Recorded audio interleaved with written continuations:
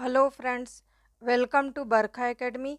बरखा academy में मैं सरिता ध्रुवे आप सभी फ्रेंड्स का स्वागत करती हूँ। फ्रेंड्स, आज हम प्राचीन और मध्यकालीन भारत का इतिहास पढ़ेंगे। ये सभी कंपटीशन एग्ज़ाम के लिए वेरी इंपॉर्टेंट है। वन लाइनर क्वेश्चंस हैं और सभी इम्पोर्टेंट हैं, सेलेक्टेड क्वेश्चंस है, इसलिए वीडियो को पूरा देखिए और ज़्यादा से ज़्यादा अपने फ्रेंड्स के साथ शेयर कीजिए। ओके फ्रेंड्स, कंटिन्यू करते हैं, उसके आगे के क्वेश्चंस पढ़ेंगे। आज का हमारा क्वेश्चन है, किसके शासन में गुरु नानक देव ने सिख धर्म की स्थापना की थी? सिकंदर लोधी के शासनकाल में। क्वेश्चन है, किस धर्म से भारत में अंग्रेजों का शासन दृढ़ता से स्थापित हुआ था? बक्सर के युद्ध से। ब्राह्मी लिपि का अर्थ उद्घाटन किसने किया था? जेम्स प्रिंसेप ने। ब्राह्मी लिपि का उद्घाटन जेम्स प्रिंसेप ने किया था। चने महावीर के देहांत के बाद जैन धर्म का आध्यात्मिक नेता कौन था? सुधर्मण था। अगला क्वेश्चन है, जब 1833 में राजा राम मोहन राय का निधन हुआ तब ब्रह्म समाज का नेतृत्व किसने संभाला था? देवेंद्र नाथ टैगोर ने। ऐहोल अभिलेख किसकी कीर्ति का विवरण देता है? पुलकेशिन द्वितीय की। किस देवी देवता को गायत्री मंत्र समर्पित है? सावित्री को और सूर्य देवता को। क्वेश्चन है, किस मौर्य शासक के पश्चिम एशिया के शासक सेल्यूकस निकेटर के साथ वैवाहिक संबंध थे? चंद्रगुप्त मौर्य से। किस बौद्ध सन्यासी के प्रभाव में आकर अशोक बौद्ध धर्म का अनुयायी बना? उपगुप्त के प्रभाव में आकर। किस मुगल सम्राट को उसके सिक्कों पर बांसुरी या वीणा बजाते हुए प्रस्तुत किया गया? समुद्रगुप्त को।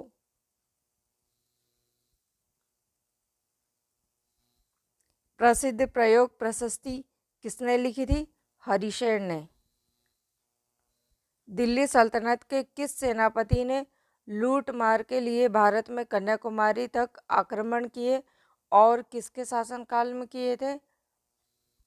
मलिक काफूर ने अलाउद्दीन खिलजी के शासनकाल में।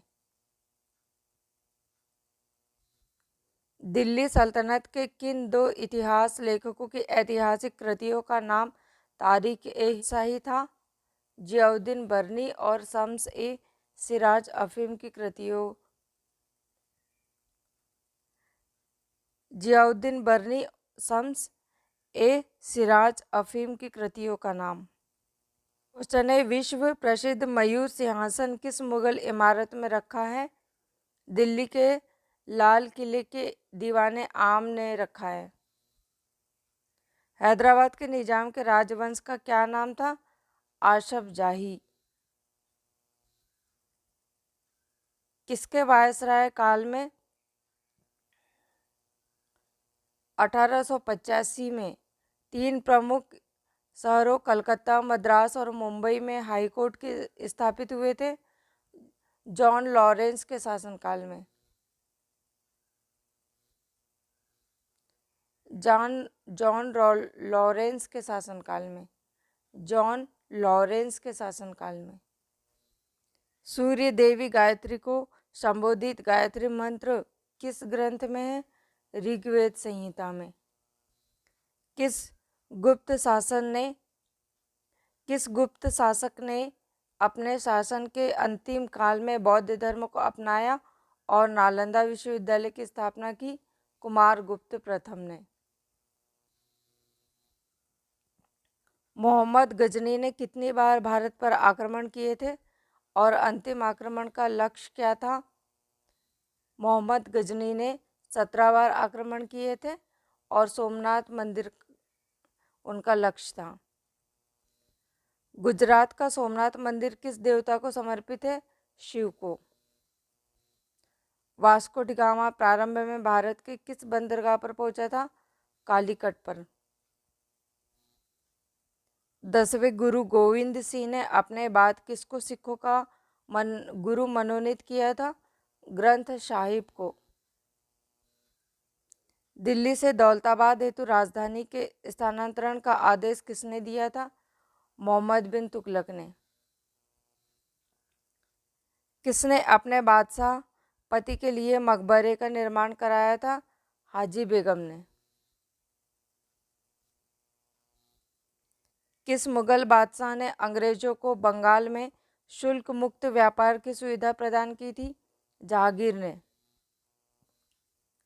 लोकप्रिय गायत्री मंत्र का उल्लेख किस वेद में किया गया है? ऋग्वेद में। किस तुर्क ने लूटमार की नीति छोड़कर भारत में स्थायी शासन की नीति अपनाई? कुतुबुद्दीन ऐबक ने। अकबर ने इबादत खाना की स्थापना कहाँ की थी? फतेहपुर सीकरी में। अकबर ने इबादत खाना की स्थापना कहाँ की थी? फतेहपुर सीकरी में। प्लासी के युद्ध के समय मुगल सम्राट का शासक कौन था? आलमगीर द्वितीय। इलाहाबाद की संधि किन दो पक्षों के बीच हुई थी? अंग्रेज और शाह आलम द्वितीय के बीच। ऋग्वेद में सर्वाधिक सूक्त किन दो देवों को संबोधित है? इंद्र और अग्नि को। चंद्रगुप्त ने अपने जीवन के अंतिम दिनों में किन धर्म को अपनाया था?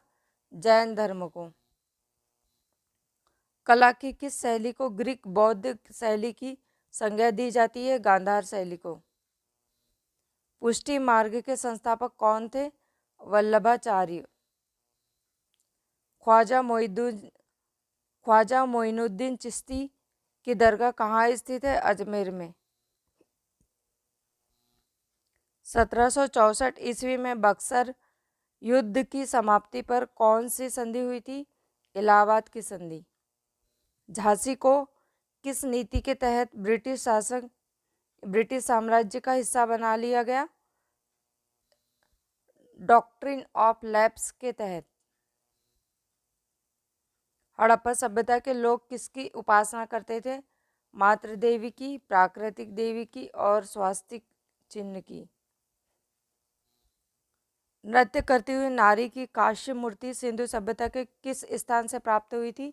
मोहनजोदड़ो से। आर्य शब्द का सर्वप्रथम उल्लेख किस ग्रंथ में मिलता है? ऋग्वेद में। सम्राट कनिष्क किस धर्म के अनुयायी थे? महायान के। कनिष्क के समकालीन प्रमुख विद्वान कौन थे? अश्वघोष, नागार्जुन और वसुमित्र। खारवेल कहाँ के शासक थे? कलिंग के। महाबलीपुरम के रथ मंदिरों का निर्माण किस शासक ने करवाया था? नरसिंह वर्मन प्रथम ने। रॉबर्ट क्लाइव भारत में किस पद पर कार्य करने के लिए आया था? क्लर्क के रूप में कार्य करने आया था। जैन धर्म ग्रंथों की मुख्य भाषा क्या थी? प्राकृत। नंद वंश के संस्थापक और अंतिम सम्राट क्रमशः कौन थे? महापद्मनानंद ये संस्थापक थे और घनानंद अंतिम सम्राट थे। किस वंश को समाप्त करके चोल राज्य की स्थापना हुई थी? कांची के पल्लव वंश को। हिजरी सन का प्रारंभ कब हुआ था और इसका संबंध किस ऐतिहासिक घटना से है? 622 ईस्वी में हजरत मोहम्मद के मक्का से मदीना पलायन करने से हुआ था। अंग्रेजों का सबसे पहला संघर्ष किस मुगल सम्राट के साथ हुआ? औरंगजेब के साथ। बंगाल के विभाजन को किसने निरस्त किया था? लॉर्ड हार्डिंग द्वितीय ने। द्वैत शासन को दोषपूर्ण बताते हुए 1772 में किसने समाप्त किया था? वॉरेन हेस्टिंग ने। अंग्रेजी और फ्रांसीसियों के बीच तीसरा कर्नाटक युद्ध किस स्थान पर लड़ा गया था? वॉन्डिवॉश में। इतिहासकार अब्दुल हमीद लाहौरी और सुजान रॉय किस मुगल सम्राट के शासनकाल में थे? शाहजहां के शासनकाल में। क्वेश्चन है, किस वंश के ध्वंस अवशेषों पर चोल राज्य की स्थापना की गई? कांची के पल्लव वंश के ध्वंस अवशेषों पर। कालिदास की रचनाओं मेघदूत, ऋतुसंहार, विक्रमोर्वशी और रघुवंशम में से कौन सी रचना नाटक की श्रेणी में आती है? केवल विक्रमोर्वशीयम। अन्य तीनों रचनाएं महाकाव्य की श्रेणी में आती हैं। अलाउद्दीन की बाजार नियंत्रण नीति का मुख्य उद्देश्य क्या था? सैनिक शक्ति में वृद्धि और मध्यस्थों पर नियंत्रण। गुलाम वंश के प्रारंभिक 4 शासकों का अनुक्रम बताइए। तो पहले कुतुबुद्दीन ऐबक, फिर आराम शाह, शुम्सदीन, इल्तुतमिश और रजिया सुल्तान। तंजावुर का शिव मंदिर का निर्माण किस चोल शासक ने कराया था? राजराजा ने। भारत के सर्वोच्च न्यायालय की स्थापना किस एक्ट के अंतर्गत हुई थी? रेगुलेटिंग एक्ट 1773 के अंतर्गत। दिल्ली की सल्तनत के तुगलक वंश का अंतिम शासक कौन था? नासिरुद्दीन महमूद। अशोक का कौन सा शिलालेख कलिंग युद्ध की विभत्सता का वर्णन करता है? 13वां शिलालेख। उत्तर वैदिक काल में लिखे गए ग्रंथों का सही क्रम क्या था? वेद, ब्राह्मण, आरण्यक और उपनिषद। अशोक के शासनकाल की अवधि क्या थी? 273 ईसा पूर्व से 232 ईसा पूर्व तक। बिंबिसार किस वंश के शासक थे? हर्यक वंश के। गुप्त साम्राज्य का वास्तविक संस्थापक किसे माना जाता है? श्रीगुप्त को। किसकी अनुमति से अंग्रेजों ने सूरत में अपना प्रथम कारखाना स्थापित किया था? जहांगीर की अनुमति से। प्रथम 6 मुगल सम्राटों का सही क्रम क्या था?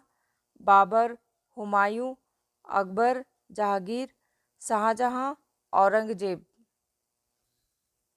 प्लासी के युद्ध के समय बंगाल का नवाब कौन था? सिराजुद्दौला।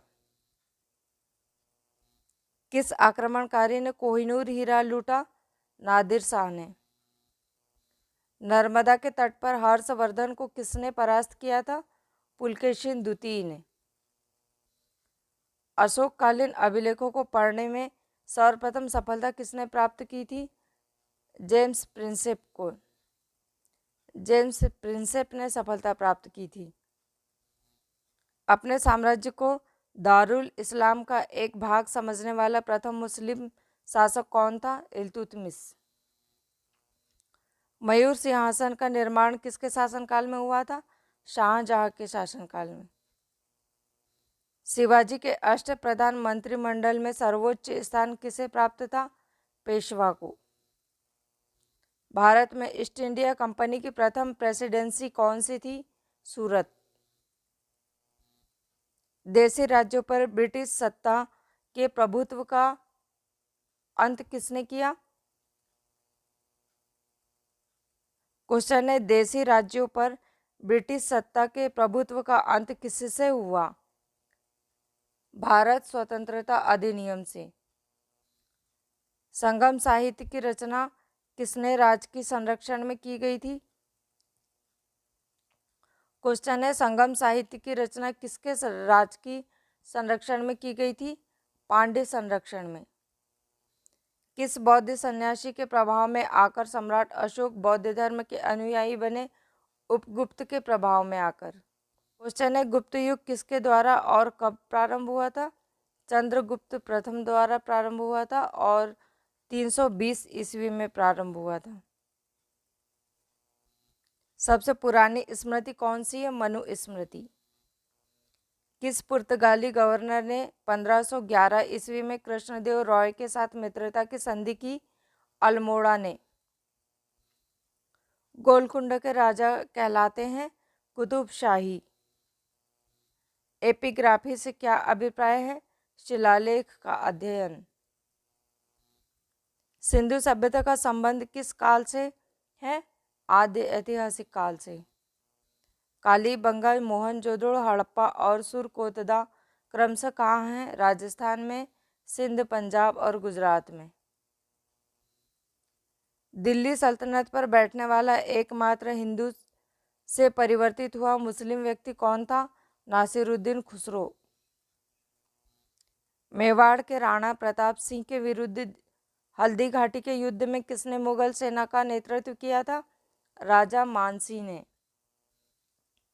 किस वायसराय के शासनकाल में 3 प्रमुख शहरों कलकत्ता, मद्रास और बम्बई में हाईकोर्ट स्थापित हुई? ये जॉन लॉरेंस के शासनकाल में। मीर कासिम ने अवध के नवाब और मुगल सम्राट के साथ अंग्रेजों के विरुद्ध लड़ाई लड़ने की एकमात्र संधि की थी। अवध के उस नवाब का नाम क्या था? शुजाउद्दौला। किस हड़प्पा स्थल से चावल उगाने की साक्ष्य सूची मिली है? रंगपुर और लोथल से। किसने सिंधु सभ्यता को हड़प्पा सभ्यता नाम दिया? सर जॉन मॉर्सल ने। कालिदास के प्रमुख ग्रंथ कौन से हैं? अभिज्ञान शाकुंतलम, मेघदूत, मालविकाग्निमित्रम, रघुवंशम, ऋतुसंहार, कुमार संभवम और पुप्पावाणी विलासम। किस राष्ट्रकूट राजा ने एलोरा में शिव का प्रसिद्ध कैलाश मंदिर बनवाया? कृष्णदेव फर्स्ट ने। फिरोज तुगलक के 37 वर्ष के लंबे शासनकाल में सिर्फ एक अमीर ने राजद्रोह किया था, वह कौन था? शुम्सदीन दमगानी। दिल्ली सल्तनत के किस सेनापति ने लूटमार के लिए दक्षिण भारत में कन्याकुमारी तक आक्रमण किए और यह आक्रमण किसके शासनकाल में किए गए? ये आक्रमण मलिक काफूर ने अलाउद्दीन खिलजी के शासनकाल में किए। बिना दुर्ग के अकेला सैंधव नगर कौन सा था? चाहुद्रो। सैंधव सभ्यता के किस नगर से घोड़ों के अवशेष प्राप्त हुए थे? सुरकोतदा। किस वेद में सर्वप्रथम गोत्र शब्द आया था? अथर्ववेद में। अकबर के शासनकाल राजस्व प्रबंधन के प्रवर्तक कौन थे? राजा टोडरमल। ग्रांड ट्रंक रोड का निर्माण किस शासक के शासनकाल में हुआ था? शेरशाह सूरी के शासनकाल में। स्वतंत्र सिख राज्य के संस्थापक कौन थे? महाराजा रणजीत सिंह। बंगाल में स्थायी बंदोबस्त किसने प्रारंभ किया था? लॉर्ड कॉर्नवालिस ने। मुगलों के विरुद्ध शिवाजी ने कौन सी युद्ध नीति अपनाई थी? छापामार युद्ध नीति। संगम साहित्य की भाषा क्या थी? तमिल। पहली, दूसरी, तीसरी और चौथी संगतियां क्रमशः कहाँ आयोजित की गई थी? पहली गिरिब्रिज में, दूसरी वैशाली में, तीसरी पाटलिपुत्र और चौथी कश्मीर में आयोजित की गई थी। चीनी बौद्ध यात्रियों वेनसोंग, वांग हुनसी, इत्सिंग और फाइयान के आगमन का ऐतिहासिक क्रम था? फाइयान, वेनसांग, वांगसुन सी और इनसित। राजकुमार रसलीम के भड़काने पर किसने अकबर के कार्यकालीन इतिहास लेखक अबुल फजल की हत्या कर दी? वीर सिंह बुंदेला ने। अकबर के शासनकाल में विद्वानों के समूह ने महाभारत का संस्कृत से फारसी में अनुवाद किया। इस फारसी अनुवाद को क्या कहा गया? रज़्मनामा।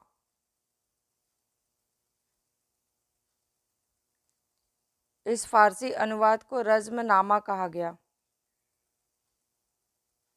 आप बने रहिए बरखा एकेडमी में और सभी वीडियो को देखते रहिए और अपनी पढ़ाई बहुत अच्छे से कीजिए।